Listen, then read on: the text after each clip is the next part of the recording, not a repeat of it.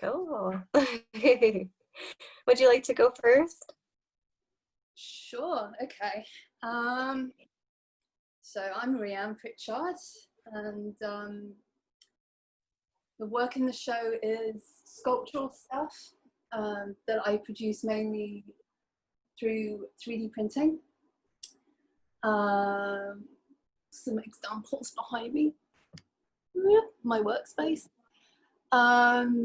So the process of making them, I usually kind of doodle ideas down, which is kind of what's stuck all over my wall here. Usually just kind of bubble up from my subconscious. And then I kind of work with the 3D modeling program. Then I 3D print them and stick them all together. So they're all made of different pieces, different types of materials. So it's like 3D printed sandstone and various kinds of printed plastics. And they're, you know, you see they're kind of morphic, kind of slightly kind of very organic feeling. Sometimes they feel more like kind of creatures. Sometimes they feel more like kind of pieces of landscape.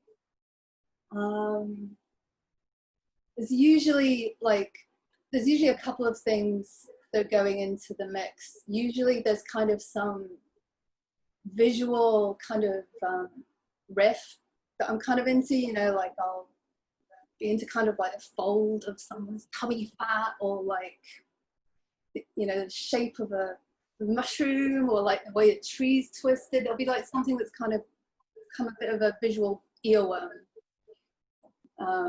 And so that will kind of go in there. And then the second part is usually some sort of emotional content. I try and have some sort of gut feeling or emotion that I kind of anchor to when I'm modeling them. That's basically it in a nutshell. Yeah. That's wonderful. I love that. I love that the process is really organic and that you get inspired by whatever's in your atmosphere in that moment. And I like that a lot. That's really great. And I love the fact that you incorporate, it's like so organic feeling, but yet you use technology to create it. So it's like these two, yeah, that's really cool. So what about your work? So my name is Jodie Herrera, and I am from New Mexico. I've been working on the same project for many years, and there's kind of offshoots to that one project. But I work with women, primarily women of color, and I paint them and tell their stories. All of them have had some kind of traumatic experience that they've gone through and that they've pushed through. And so I kind of visually narrate their story using symbolism within my work to visually paint that within the portrait so you can see it. But it's also hard to kind of decipher. So I usually do an in-depth write-up of each one just so you can understand what their personal story is. And all the symbolisms that I use, they come from their heritage, their personal interests. So yeah, it's really great. It's a very personal project. I have to work one-on-one with you know, another human being for a while. So it's all geared and it's all about them. I've used 3D laser cuts before in my paintings, which was really fun. And I actually hope to use that eventually more in my work. But I did that in a series, I think about a year ago. And it's just so hard to have access to that kind of technology now, because you have to like work with other people and scheduling and everything like that is really hard. But I think it's going to become a little bit more easier in the future coming up, and I'll be able to incorporate that 3D modeling again. And it's actually not 3D modeling, it's like laser cut. And what I do is I'll paint the first layer, and then I'll do a second layer that'll be you know, their visual narrative, which is design work. and there'll be many layers to that, but then initially the initial painting, the oil painting, is the first layer of the female, the portrait. So that's really fun. And I hope to do more of that in the future. But yeah, so I do that project, and then there's kind of offshoots of that one project. So with working with women, I do also Women Across Borders, where I work abroad with women that are refugee or immigrant, have been parted with their loved ones, and try to tell their story using the same methods. Excited eventually using and incorporating that 3D aspect once again in my work when the time is right. Yeah. So yeah, that's pretty much my work. And I also do a lot of mural work. So Oh yeah, I saw. That's cool too. How mhm. how do you approach that differently? Is it still like narrative based, the mural stuff? Um, so the mural work is always kind of geared towards like what's appropriate to the setting. So I try to kind of reflect the environment and what's important to the people of that community into whatever the mural is. So it's kind of more based on who I'm doing the mural for rather than an individual person. But it can be also, I've done murals before of individual people that I feel like should be reflected because the community, it's that certain person is important to that community. So yeah, so I'll do stuff like that. But yeah, it's a lot of fun. I love it. I have a mural coming up. I have two coming up this month, and then I have another two in Denver. So it's mural season. So that'll be fun. I'll be out in the sun. Do Yeah. I read an article where you said you were thinking of moving to Denver? Is that true? Yeah, I kind of thought about it for a while. I felt like it was a natural thing to do because it's so close to home and my family are all from here. And so I don't want to go too far. But like the art community there is really tight, really supportive, kind of like the Albuquerque community, the art community there. So I just felt really at home. And, if I'm going to go anywhere, to just grow a little bit, maybe even have some tools in my tool belt to bring back home and, help the community there because, Albuquerque is virgin. It's growing a lot. The art community is really blossoming. And yeah, I want to help it in any way possible. So yeah, I think that would be really cool. But I'm kind of like, I've never actually lived anywhere else, which is funny. How is it being in New York? Wow, wow. Well, it's interesting. It does definitely feed into the work because, I mean, obviously, but from a practical point of view, I live in a 300 square foot apartment. So the 3D printing aspect of it, at least part of it arose through necessity as much as anything else, because, you want to experiment with sculpture and you've got like Yeah. 4 square feet of your living room. Like when you're on the computer, you have like unlimited, I mean, you can imagine it's not scaled, right? It can be as big or small as you like in your imagination, and you can make mistakes.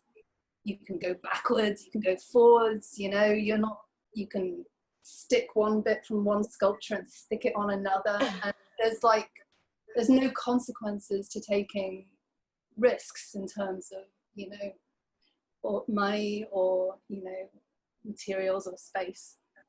So it kind of fits very well into living here. And obviously things have been kind of crazy recently with, Mm-hmm. yeah, yeah. So I work as an assistant for an artist. So I've been taking the subway every day into work, and that's kind of quite intense. But it's cool. Yeah. So it seems like your work kind of reflects a lot of the space that you're in because you're in this small space. And so your work has to, you have to be able to build that work in that space. But you Sure. think that if you had maybe a bigger space, your work would get maybe, Yeah, probably. Yeah. I'd yeah. like to say like I'm like choosing to work small for like very particular creative reasons, and it does have its value. I've got little diddly things like this I do little teeny And I love that. and It's so cute. they have their own quality, right? But then again, Mm. you want to have some fun, like you want to experiment and see how far you can push things, you know? So like things like the moon base, which is the one with the sticky out bits here, like that would be so cool if it was giant. Like if you could like climb on it, right? And like yeah, that big. But you know, that's not within my reach right now. But I have been experimenting because of the whole COVID situation. I've been 3D prints are expensive, so during the quarantine, I did a lot of painting, and I started experimenting with casting in concrete with a view to kind of start kind of integrating more kind of handmade elements with the 3D printed elements, because I've always kind of wanted to scuff them up a bit anyway, because they come out so perfect. I kind of have this itch to just kind of mess it up just a little bit, you know? Yeah, like, I totally understand that. Yeah. So that's probably where the thing's going to be headed next, like starting to work a little bit bigger with like cast concrete elements mixed with 3D elements and more painting. But, I love that. That's yeah, great. I'll see where that I wish I was in my studio right now because I would be able to show you things. So I feel bad about asking you, but do you mind showing us some of the painting that you're doing? It's right there, right? Yeah, it's kind of tricky because you're on my laptop. To put you on the spot. It's kind of like, it's kind of like a landscape vibe. It was like, it was the middle of everything hitting the fan here, and I was thinking about kind of deluge stuff.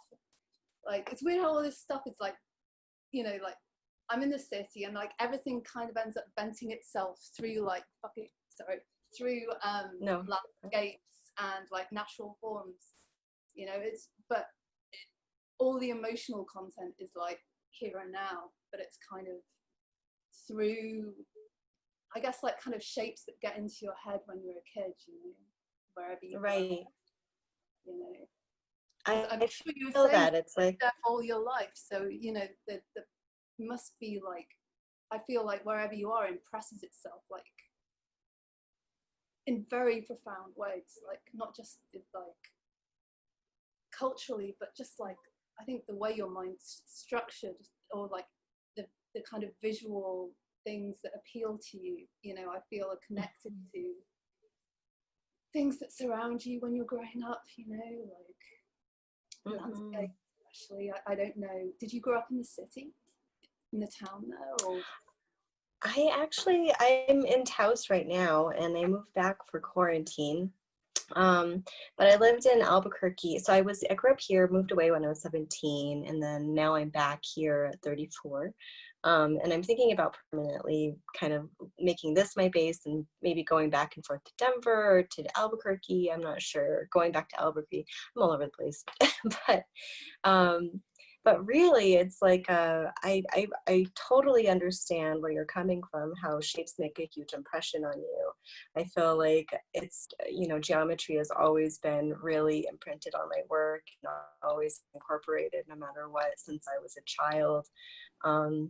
And I definitely feel like I was very influenced by like the landscape and just, you know, other art around me, and symbols and whatnot. But yeah, I mean, it really does, like, for lack of a better word, it does shape you. But but yeah, so you know, they always find a way into my work, and the symbolisms that I use are always reflections of the females that I'm working with, and so the shapes and whatnot.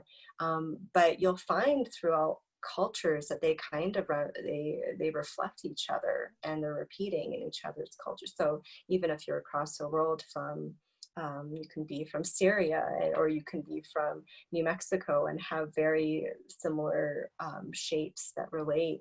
And I feel like those those definitely, like, they all kind of universally kind of tell a story in different like in different ways. And so the way that we think and the way that we relate to shapes and um it's just it definitely, like, it tells our story. It's like a, it's like numbers, it's a way of communication. So yeah, I totally understand that for sure, and incorporate that in a different way. But you know, it's beautiful how that always happens through work. Yeah, yeah. But, It makes you in. Like, I was interested, like, when you with because you say you write down the stories of the women in the paintings.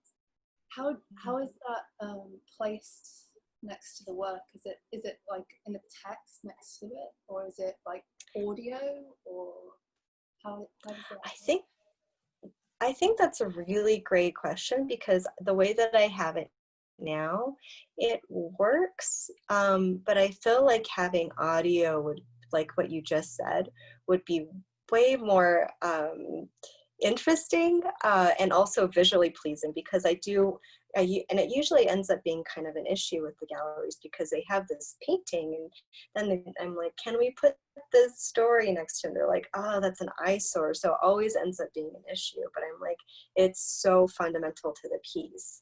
And like, Right. I understand, you know, I understand there's a lot of people that say, oh, let the piece speak for itself. But I'm like, that's not the work I do. Yeah, It's like right. I'm telling a story. You know, the visual component is part of the art. You know, it's not the full piece.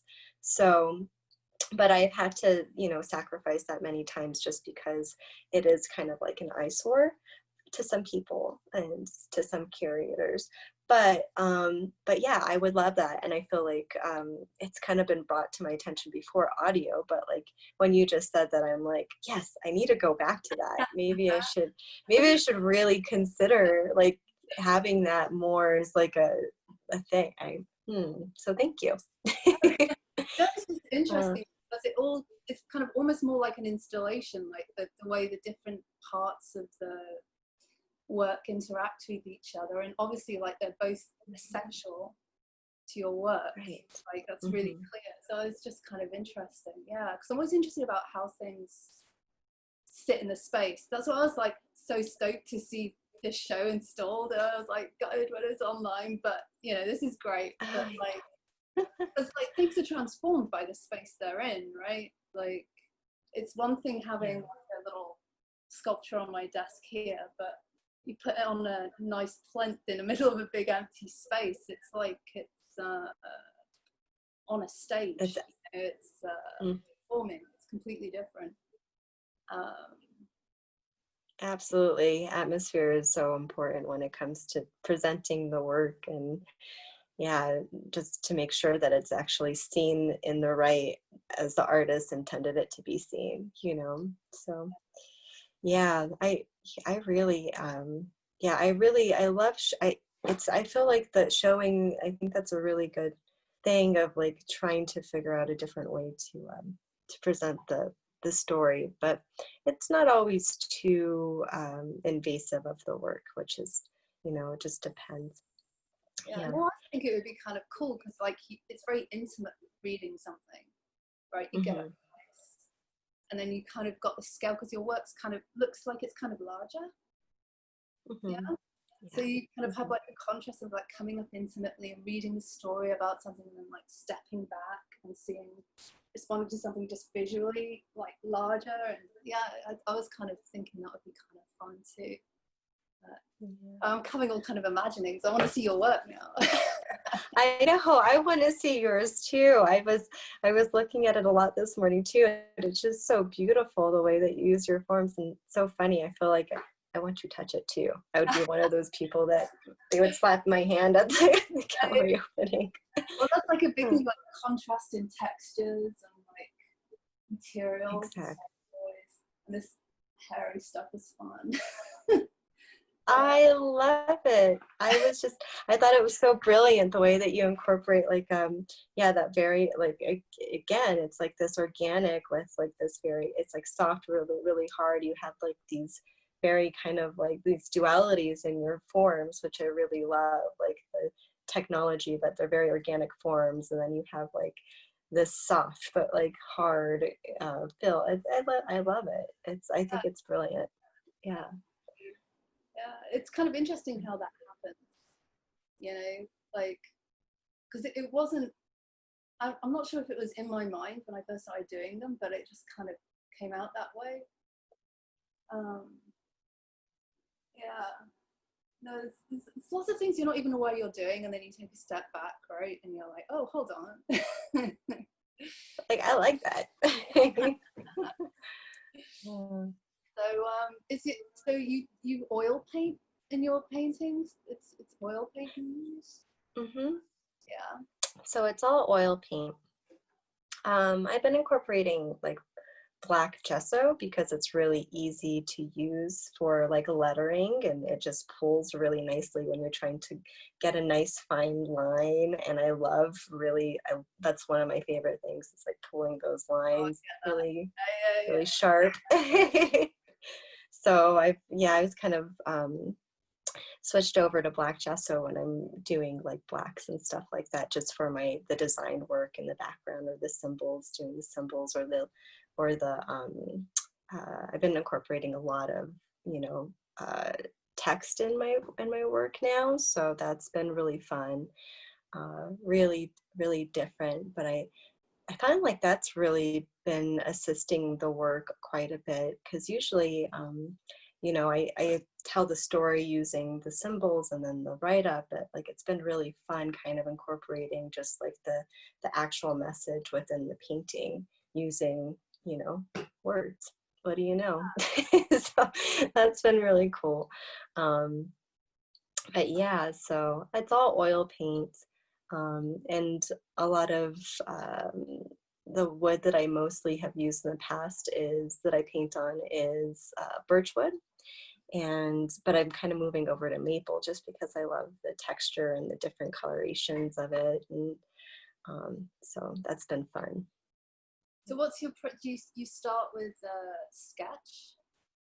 Like after you, I don't even know, like you start with an interview with someone?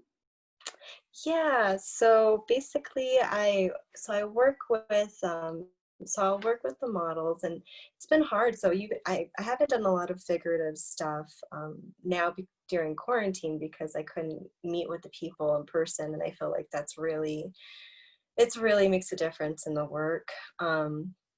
But yeah, usually the process is I'll meet with them, and you know, we'll have a talk about what their story is, what direction they want to go to, about their heritage, whatnot. I get to know them if I'm not already close with them, and then I do research, do a lot of research according to what their likings are. I piece together all of the components that are going to be the symbols that make up the visual narrative.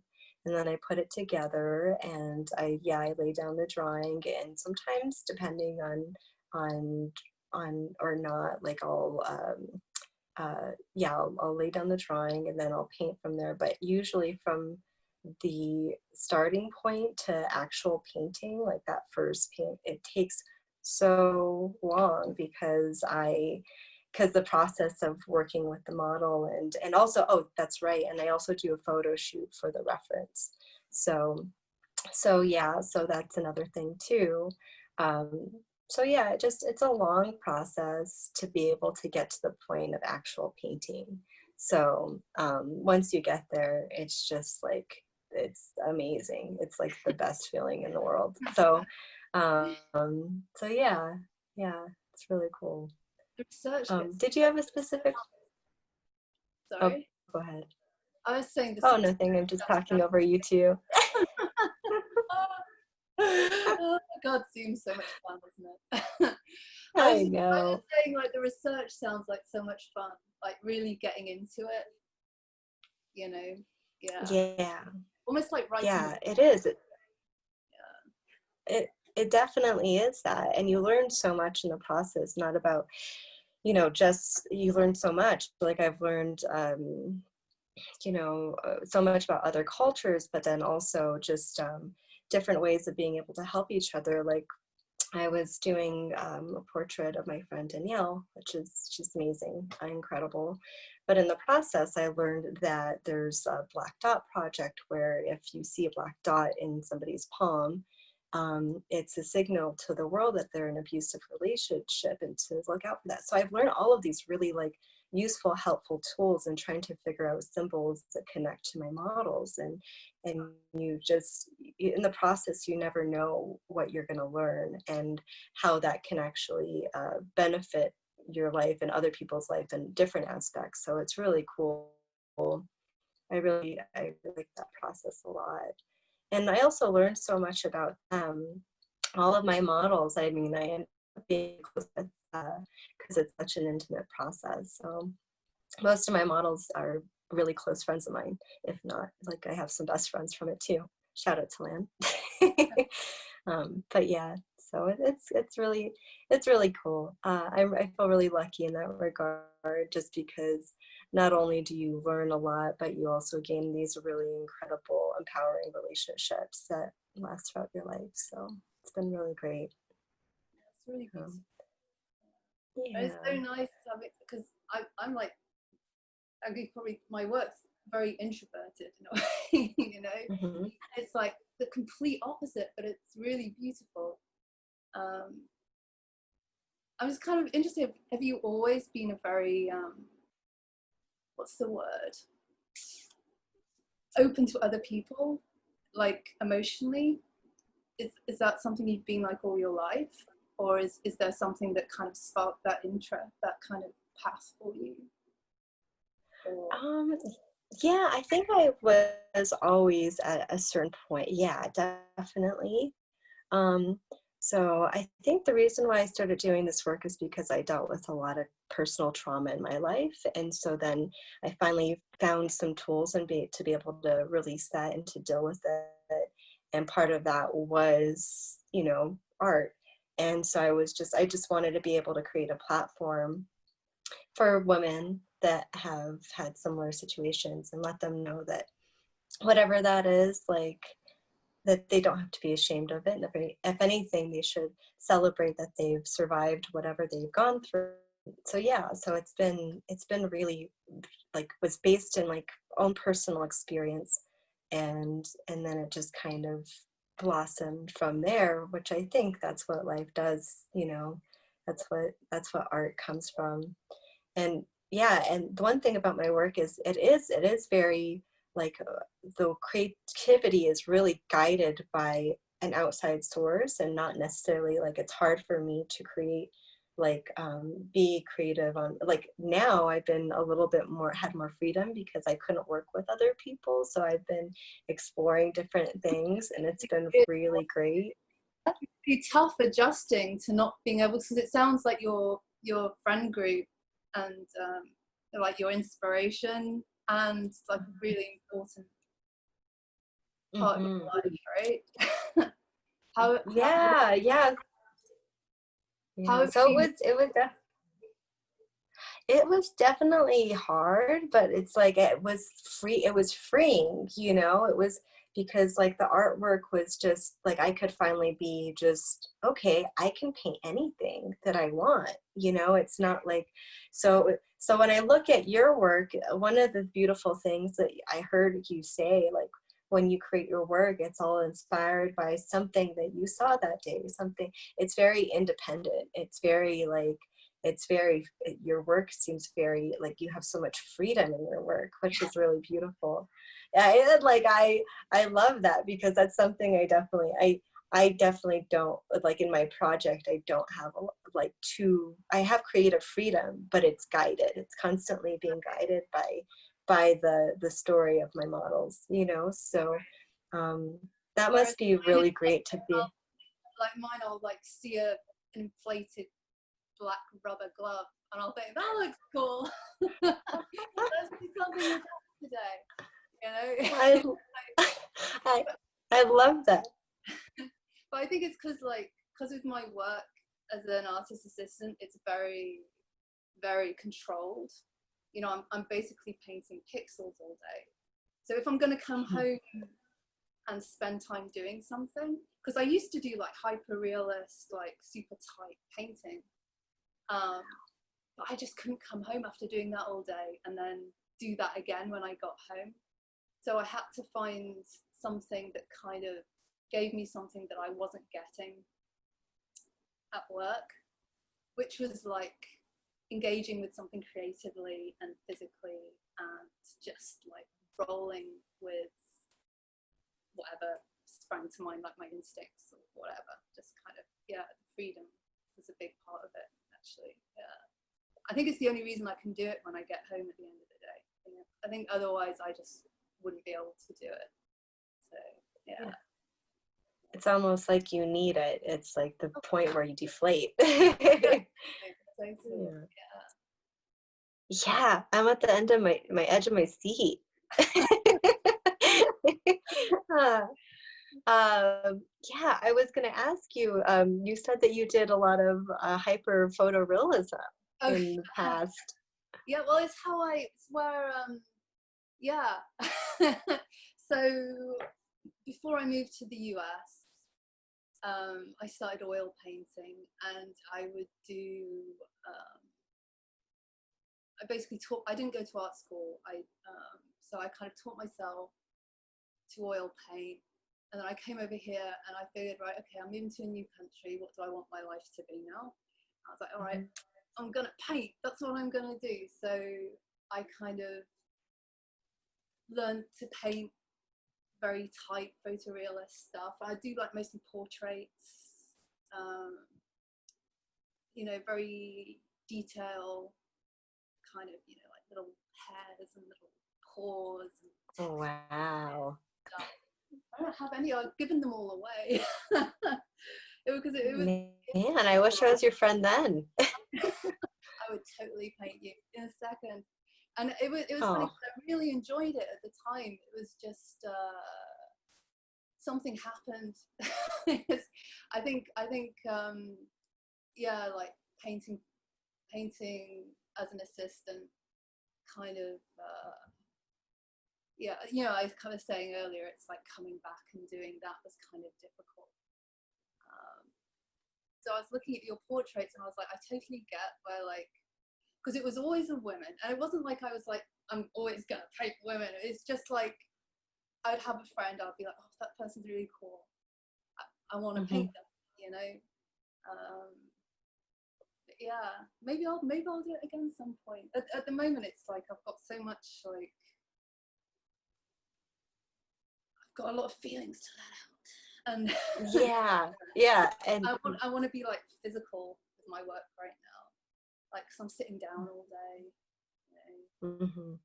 But we'll see. And you're already doing a lot of painting, so yeah, I'll lose my eyesight if I do too much close-up stuff for too long. I'm already starting to go a little bit blind. Oh no. That's my biggest fear. Do you have a nice studio? I do, you know, I you know, my studio before was really great. But now, yeah, it's been really, I'm kind of like in this limbo where I'm, you know, like I told you, like I'm before, but the studio that I'm using now is like really beautiful and the view is great. But yeah, it's definitely, you know, it's, yeah, I love it here in Taos. It's a different kind of way to approach my work just because there's so much peace. And so I feel like I get more work done, and I could also hear my own thoughts, which is really great for the creative process, you know, and just to relax. But yeah, I think that's so interesting that, you know, that you came from this background where you're self-taught, which is really impressive, by the way, first of all, that you went into hyper photorealism, and then now you're doing this really organic shape. It just seems like a really natural process, I think, because sometimes you know, I have the desire to, like, you know, completely go in a different direction just because it is very tedious. You know, you are up really close to a thing, finalizing and like just picking everything apart, and it can be kind of uh hard on your psyche sometimes. It just You need some going through. grit to get through that. Like you need some grit to paint like that, because it's you know, it's a marathon, you know. Yeah, it takes over for sure. And I love the process of it. I love seeing it all come together. And um like there's also this like my mom's a potter and a jeweler, and the way that she approaches her work, yeah, the way that she approaches the work is so intuitive and just like a release, and we're just completely different human beings, like artistically. She just like makes something on the fly, really organic, and just puts it together. And like me, I need like months of preparation for like one painting, and then finally I get to paint, and it takes me maybe a month sometimes to do one painting. You know what I mean? It's so meticulous. So it's like we have these two different, but it just watching her work, it's so free and so, I love how freeing it is to watch her work. And I can see that with your work too, like just what a release it is. When I feel like my work is definitely a release, but it's a different kind of release. It's like an emotional release, um, like an emotion that I really wanted to get out finally makes its way onto a canvas, rather than like in the moment the release gets out and it makes that thing instantaneously. You know what I mean? It's like It's the process. yeah. It's Mm-hmm. really beautiful. It's interesting. My dad's a potter, actually. Oh, no way. So That's so cool. yeah, but he used to do like, you know, like studio pottery, you know, like teapots, and he would do some big vases and stuff as well. But it was to be used stuff, you know, rather than Mm-hmm. sculpted stuff. Yeah. But do you kind of hang out? Yeah, I do. I like to play a lot, for sure. And yeah, it's like one thing that's really fun too is that she harvests her own clay from her land. So she does the whole process, and she'll make her own glazes, and she's such a badass. She's really cool. So I feel like I'm always in there, and I'll just start playing with clay every once in a while. But I definitely feel inspired by it. Like when I saw your forms and stuff, I couldn't wait to show them to my mom. She absolutely loves them. She loves them so much. And my mom does like, yeah, it's totally up her alley. Um, but yeah, she does like uh, functional work too, like teapots and cups and mugs and stuff like that. And sometimes she'll do some, sculptures and fun things as well. But yeah, she's kind of, she's never really stuck to one thing either. She's just always kind of like, she feels really inspired by something and she'll go creatively in that direction. And it's like she has these different periods that like, oh, that's when she was really into using these like really these dot design things, and that's when she was really into using red glazes. You know what I mean? It's just like all over the board. She doesn't have any limits with herself creatively. I know exactly what that's like. It's like a real struggle with myself to try and like stay on one track, more or less, for more than 10 minutes. You know, but then like when you have a process that's kind of underlying it, and you kind of like tapped in to, you know, it sounds like she's kind of, you know, while there's like a spontaneous element, like when you're kind of working with like clay from where you live and you're making your own glazes, there's a story to that too, you know. There's a Yeah. story there. Yeah, absolutely. Yeah, and your forms, I just love how like it's the same thing with like I thought that they were clay at first. I was so sure that you were working with clay. And just because they do look so organic. Yeah, Um, you know, the new stuff I'm thinking of doing is I'm going to be sculpting it in clay, and then making a mold and casting it in cement. That's my new fun idea. So, but I know. Cool. I love ceramic work, and you know, the technical aspects of it can be a little intimidating, you know, and also from what, you know, I've experienced of it, you know, having a kiln, like glazing, like the space you need. So you're, I see that so you're working on these forms that are going to be like concrete, and you're going to sculpt them out of clay first. Um, awesome. And do you have like a hard time sculpting in your apartment, in the apartment, not sculpting, the concrete part? Is that a difficult thing? The thing that makes the most mess is clay dust, and I've been told by my dad I've got to be careful because it gets everywhere, and it really does. But I was actually thinking today, I was lying in bed, I was looking around, I was like, where on earth, because I want to do something that's a few feet, you know, by a few feet. I was like, Rhian, where on earth are you going to put it? I was like, well, if I move that pot plant over here, and then and like stack these books up over here, I might be able to fit it in the corner over here. So, you know, you make it work. I've realized, this is my husband was telling me, he's like, just do it and figure it out later. Like, you know, like you can put all these restrictions on yourself, and you know, you can make it work, you'll figure it out, you know. So you live in New York. So living in New York as an artist, there's so many benefits to that, and then there's so many things that kind of, obviously, like the space is really, but do you feel like the benefits outweigh the restriction that you have to create bigger work, or to, I don't know, have more resources and materials, funds? It's like this. It's, you know, I mean, it's amazing. Like, it, you know, galleries. I can get on a train, or at least I could get on a train, you know, for 40 minutes and be standing in front of some incredible art, you know. And you know, we've been living here for, like, I've been in the US for 11 and a half years now. So all my friends are here in New York, you know. But it is maybe, there'll probably be a tipping point, you know, especially, you know, see how things pan out.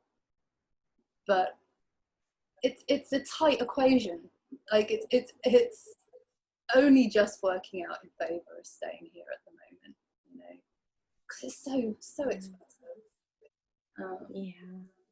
What I'd like to do is get all my friends and a few of the galleries and like just lift them up and plant them somewhere, you know. Come to New Mexico. You know, I was so really about coming for a visit for the show, and I was gutted when I couldn't come. I was so excited. Yeah, anyway, I've been to Pittsburgh. That's my limit of my exploring of the US. So like, Albuquerque would have been a big adventure. I was so excited. Yeah. Oh man, do you think you're still gonna try to make it? Oh, I'm definitely gonna do some, when, you know, when flying feels safe again, or maybe your road trip would be fun. I don't, probably take a while, wouldn't it? Cool. Yeah. Hopefully that'll be soon. I would love to meet you, and also maybe entice you into coming to Albuquerque or to New Mexico in general. It's really beautiful here. You've What's got that? a wild landscape there. Yeah, it's incredibly beautiful here, and it's really affordable, and there's lots of space. Just putting that out there. That's right. I'm done. Let's go. Yes, got another one. Cool. Yeah. So I'm just curious. Did you have a ticket to come here? And no, I hadn't. Yeah. I kind of let me know in enough time, and I was gonna leave it at the last minute anyway, probably. But yeah, no, I was all right. It was fine. Yeah. Okay. Well, I was thinking that we would, if you were tied into a plane ticket, that we'd get you here. Oh. Jim, that would be so amazing right now. Like New York smells so bad. Like New York, I love you, but you smell bad. Like it would be amazing right now. Yeah. I was actually just there before the pandemic because I had a show at the Stone Sparrow Gallery. Oh, cool. I actually have worked there. I should tell you that really quick in case you want, if they're open for, I think you can make an appointment, but it's a really great show. It's an all-female figurative show at the Stone Sparrow Gallery. You should go. It's really great. I only have one piece in it, but yeah, a lot of good art in there. Yeah. But yeah, it was smelly. I agree. You don't get used to it. They say you get used to it. You don't get used to it. Yeah, it's a really great show and it's still going. And the curator, the owner, she's incredible. She's just really awesome. And she does jewelry, really cool stuff. I think you would love her jewelry. Just by seeing your forms and your sculptural work, I think you'll love it. Yeah. So if you do go, make sure to ask the owner to show you some of her work. Yeah. Or is it kind really of cool? Kind of like cast metal stuff? Yeah, it's like she does, I don't know, I think she does incorporate cast, and then I think she also does just like a lot of small metals, and it's like really intricate forms that are really like heavy and strong and really cool. Yeah. Yeah, it's really awesome. Do they yeah, do like a book in advance thing at the gallery? Because I know a lot of places are doing like that have shows. You kind of go online and like book a slot and you go, or are they just kind of managing it? I think you can reserve a spot. I think you can go online and you can reserve a spot to go check out the gallery. I have spent a lot of time in New York and in Berlin and Berlin, Germany and stuff like that. So that's something like, oh, I love it. Have you never been? I've never been to Berlin. It's incredible. I think you would love it. I feel like it's a total destination for any artist. I feel like now it's kind of turned into like,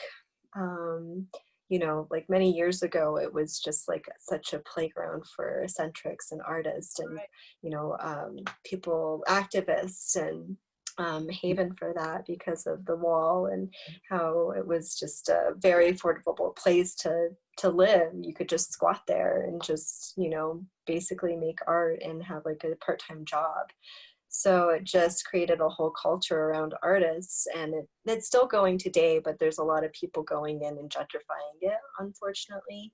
So it is changing, but I would still recommend going because it's just like, it's like an urban like wonderland full of just a lot of art, and the culture there is really, I don't know, just like kind of dark around the edges, but I like it. Sharp around the edges, but I like it. It's cool. Jo, you mentioned art, maybe think, did I read someone that used to do graffiti? Yes. Yeah. And like, it was, it was something that like, I don't like, I was a graffiti art. I don't like identify. I was just more like, it was another way to express myself through art. And so I would, I had a lot of friends like that would go out, and so I'd often join them a lot, but mostly I would do like stencil work, and I did a lot of like wheat pastes and stuff like that. And then a lot of the graffiti work, I would never do letters and stuff. I would always do like this pretty, like a lotus flower or figure kind of thing. But yeah, it was fun. It was just like another way to express myself and how I felt about the current politics, or or just to go out with friends. So yeah, it was fun, and it's still kind of a bit a part of my life a little bit, but we won't go into that.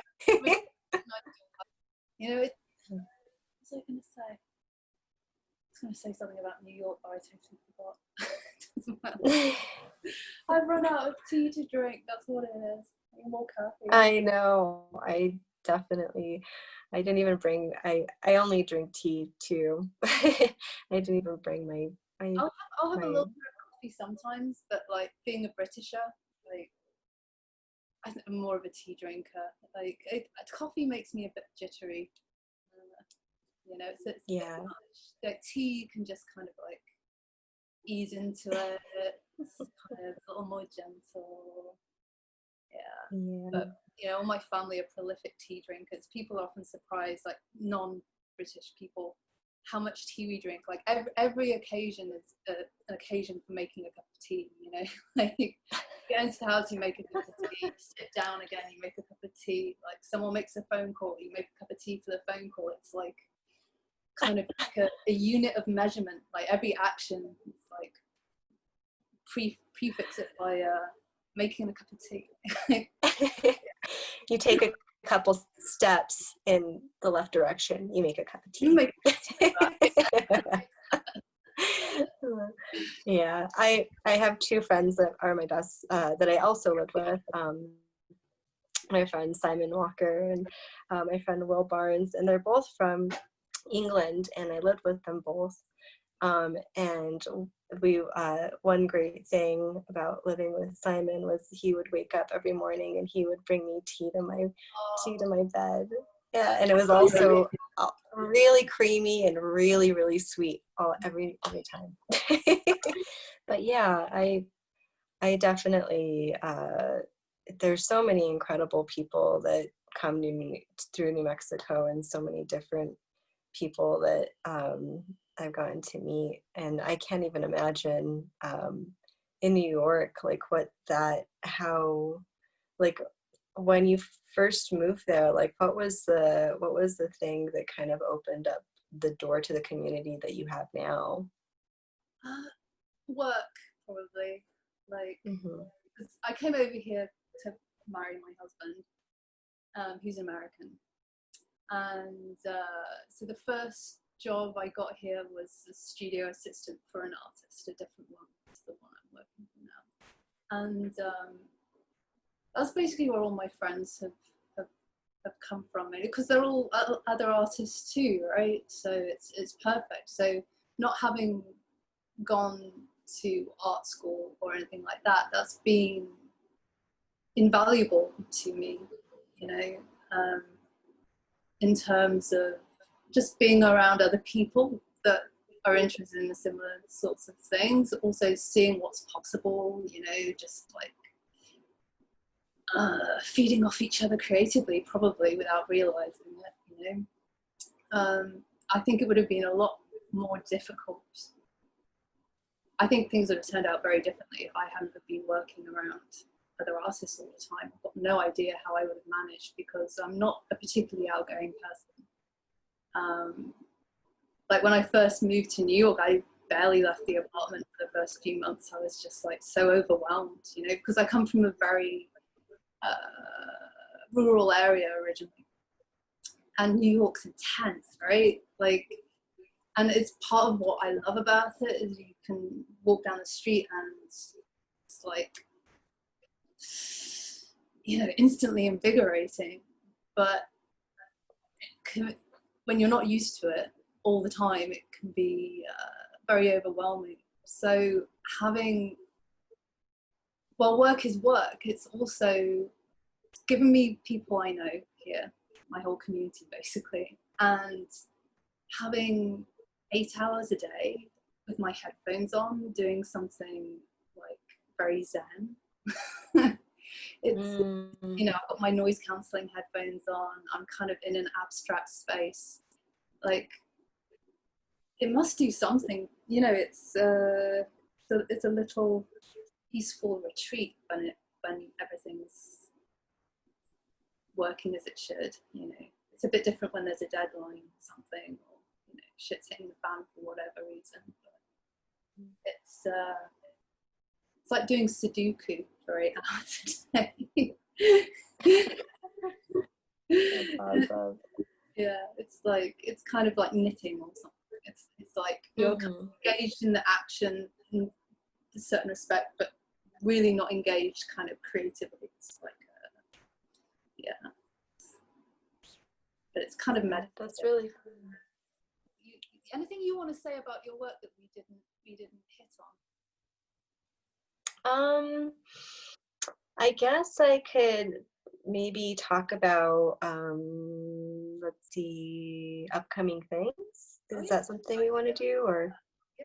Um, okay, You're excited. so there's, yeah, there's this, and then I have, um, I have two murals coming up in Albuquerque, one for the city of Albuquerque in the Civic Center, Civic Plaza, and another one for the centennial of women's voting. It's going to be really cool. And then I'll be in Denver for Streetwise, which is um, it's basically an artist activist mural festival, which is really cool that I'll be a part of. And then Crush Walls, which is an international um, uh, arts mural festival that's really cool. So I'll be doing that this summer. Just doing lots of murals. And then I have, yeah, yeah, it's mural season right now. And then I guess I have like an ongoing show that's at the Smithsonian. That's in the, yeah, it's in the archive gallery. And it's basically art, feminism in art. So if you have a chance to look at that online, it's great. It's just a bunch of feminist artists that responded what they felt art and feminism was to them. So that'll be up until the election, and then that goes into their archives afterwards. So that's ongoing for a while. So yeah, those are the things. Can't really think of anything else. So so yeah, there's going to be some experimentations, this summer for sure. Yeah, and figuring out a path with the painting that kind of jives with the sculptures as well, like kind of so they can share a space together and kind of speak to each other. You know, it'll be interesting. Yeah, so there'll be some arty adventuring going on. That's my plan. That's awesome.